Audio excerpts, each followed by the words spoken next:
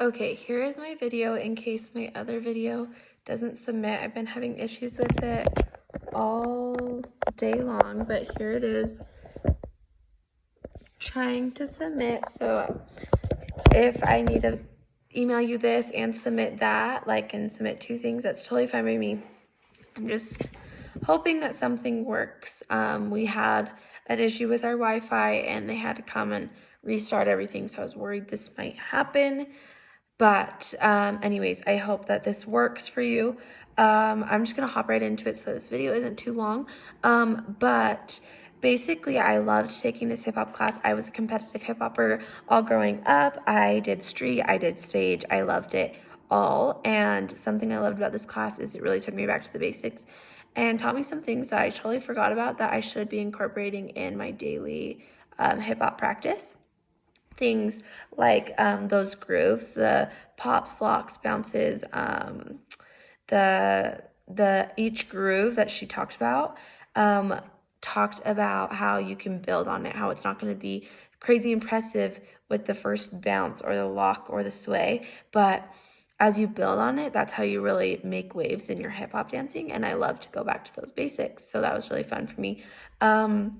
A function of popular dance, well, actually, I'm going to start with this.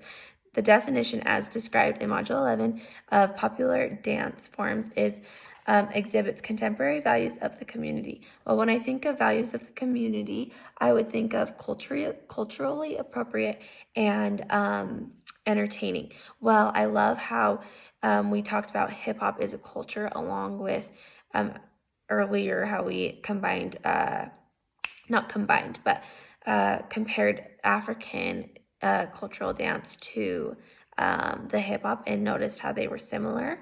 I felt the same way while taking this class. She even mentioned it a couple times. And so I felt like that was culturally appropriate, along with the entertainment aspect of things. When the groove is right, with the musicality, with the rhythm, it's very entertaining to watch. And then next comes characteristics. In the module, it talks about skill, speed, and flexibility. I'm going to focus on speed and flexibility. With speed, when we were learning the routine, we weren't only doing 1, 2, 3. She said this part's going to be a little quicker, and she would add an and count. 1 and 2 and 3 and etc. And it also wasn't just and counts. It was 1, 2, 3 and 4 and 5, 6, 7, things like that. That really made it stand out. And then lastly, the flexibility. She had one instance where she said, your leg can be as high as you want it. It doesn't need to be through the roof. And I liked that because I thought immediately back to the Broadway and the cruise ship people and how they would probably choose somebody who could put their leg to their head in order to execute what they're needing. But here, we didn't have to do that. We could just groove with each other, and no matter where you were at, she met you there, flexibility-wise.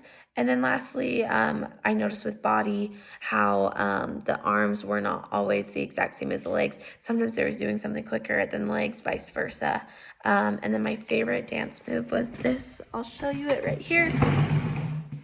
It went out and up, out and up.